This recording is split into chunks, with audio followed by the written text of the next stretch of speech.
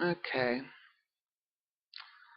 Now, in about 2010, we heard Prue Goward and Elizabeth Broderick in the Sydney Morning Herald.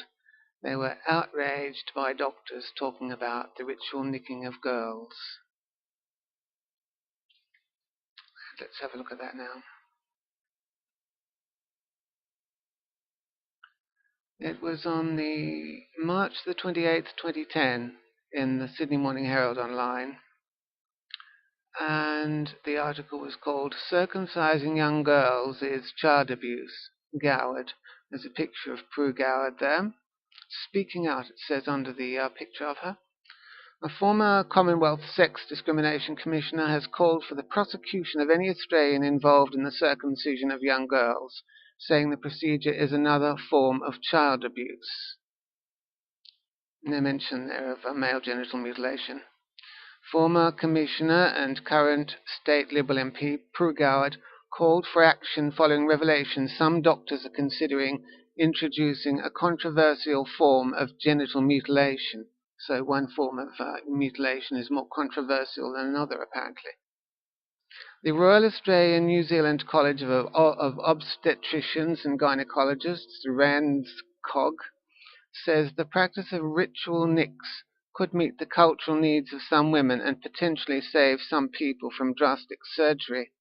Well, as far as I know, a ritual nick is less damaging to a girl than male circumcision is to a boy. But anyway, although illegal in Australia, female circumcision is common among some African, Asian, and Middle Eastern communities, but has been known to leave some young girls scarred for life when not carried out in proper clinical facilities. I'm scarred for life, actually. Ms. Goward said that instead of softening our approach, authorities should begin prosecuting any family who carries out the procedure on its daughter. She said she doesn't believe any Australian doctor currently performs the procedure, and there are no known prosecutions of any doctor or parent for carrying out the practice. This is child abuse, Prue says. This is child abuse. It doesn't matter whether it is cultural or not. It is against the law, and there is one law for all Australians, she said.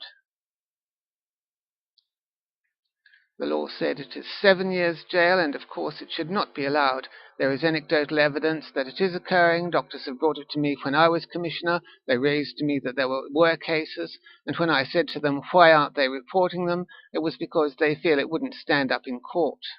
That's a bit wouldn't stand up in court talking about sex. It's a bit punish, isn't it?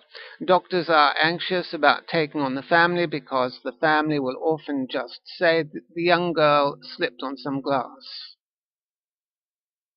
Ms. Goward said using the Neville Chamberlain approach and finding a compromise on the issue would be unacceptable to most Australians.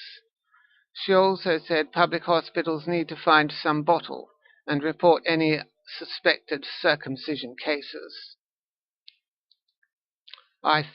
She says, I think the federal government needs to have an education campaign as part of our immigration program. And if you are introducing people from other countries where you know it goes on, you need to let them know it is unlawful and it is not acceptable.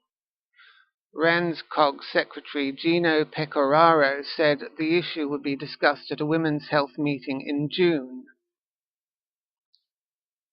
We will need to start to think about its introduction, but we would have to speak to community leaders from Australia, he said. That's Gino Pecoraro.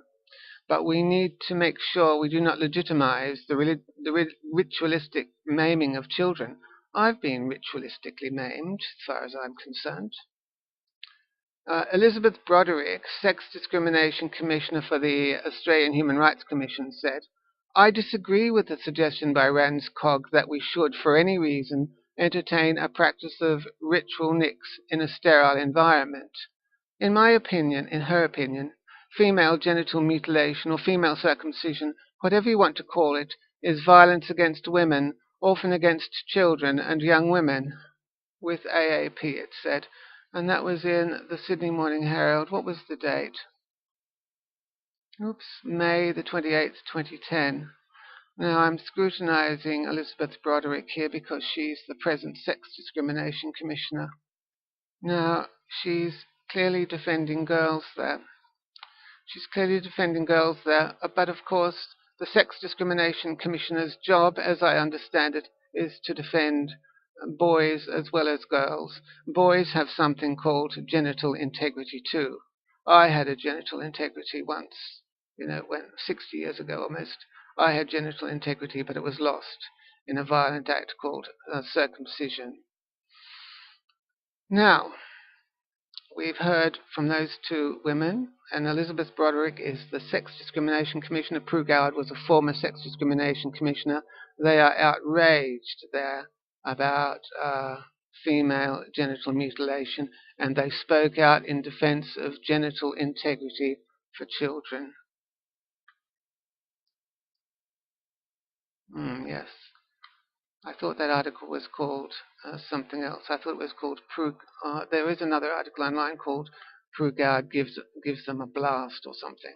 So you've got these sex discrimination commissioners giving a blast and being forthright about female genital mutilation. But let's look now. 1 month ago in the National Times.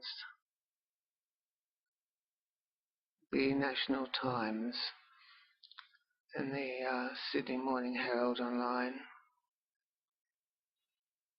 It was in the Sydney Morning Herald Online, but it was from the National Times, their sister paper or something. This was written by Mark Metherill. It was March the 2nd, 2012. It was called Doctor's New Challenge, Foreskins Have Got to Go by Mark Metherill.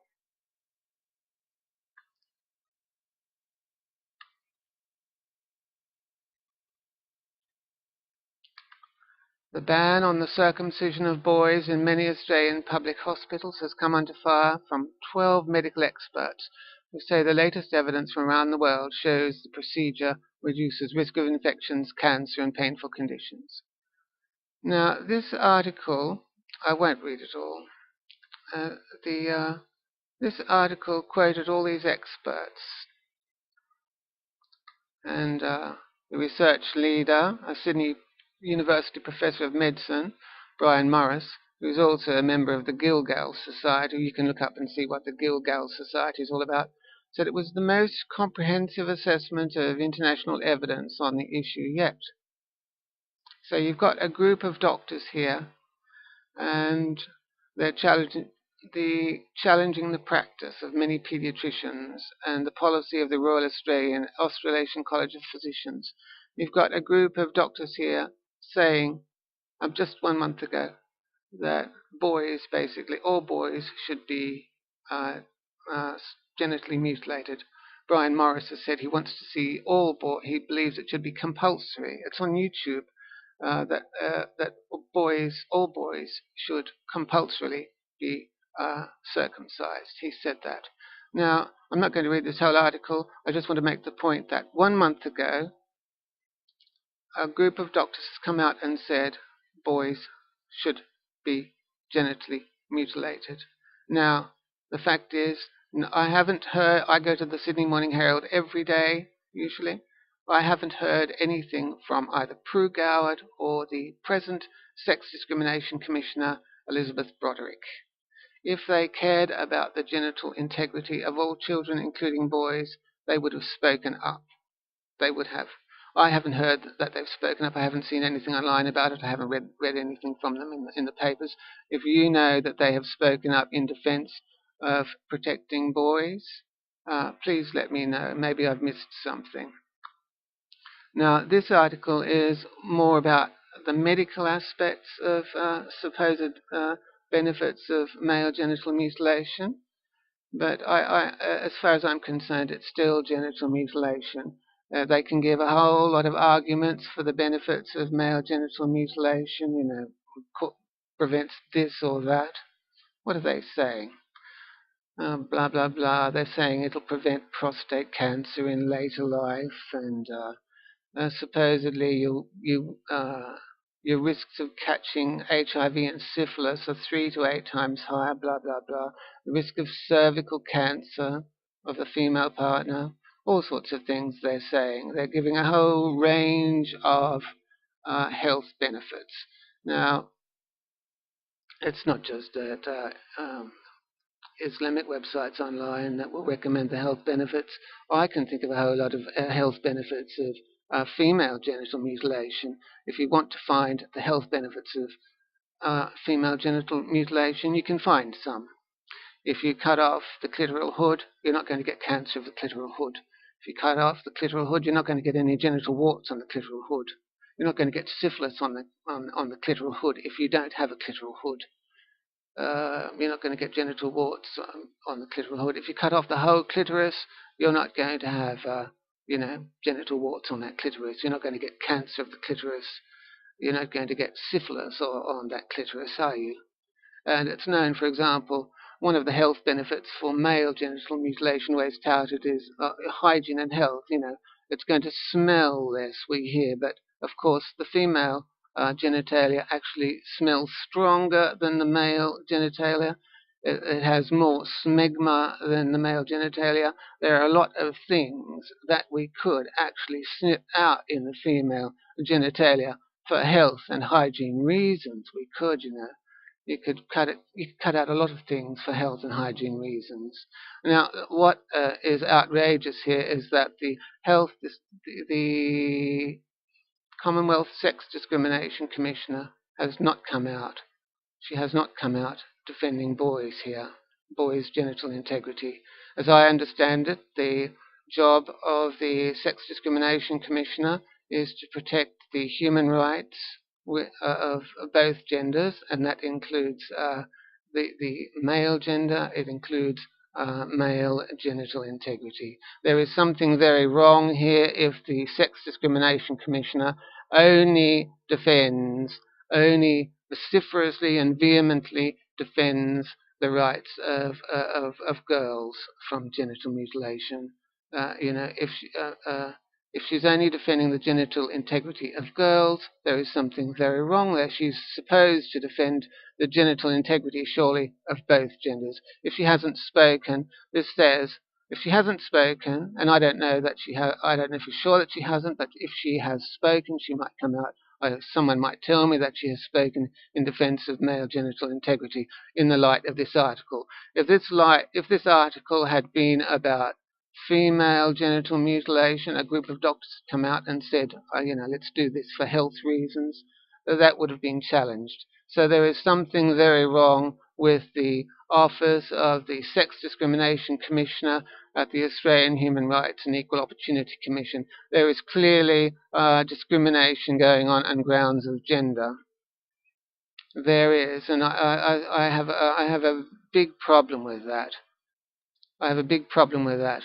You can medicalize female genital mutilation as well as you can medicalize male genital mutilation. I've got an epileptic friend. If she'd been born some decades before, when female genital mutilation was considered a cure for epilepsy, she would have been she would have had her she would have been genitally mutilated, wouldn't she? Because of medicalized view of female circumcision. You can medicalize female circumcision as much as you can male circumcision. And those, is it the Sunni Islamic websites online do that. They can medicalize female circumcision. They talk about the benefits of male circumcision as well, and female circumcision, the health and hygiene benefits of both. That's all I've got to say anyway. I have a problem with the Human Rights and Equal Opportunity Commission. They are favouring one gender over the other. They're not supposed to. And further, the security of person sections of the International Covenant on Civil and Political Rights surely should protect both boys and girls from genital mutilation. The International Covenant on the Rights of the Child should surely too protect boys on grounds of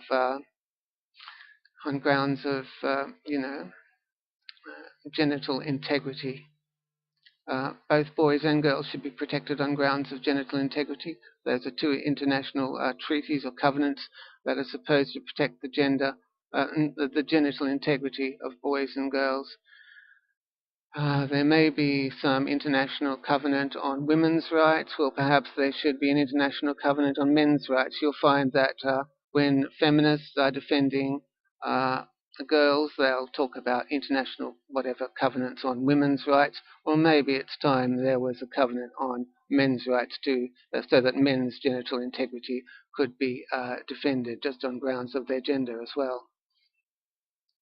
There is something wrong at the Office of the Sex Discrimination Commissioner at the Australian Human Rights and Equal Opportunity Commission. That's all I've got to say.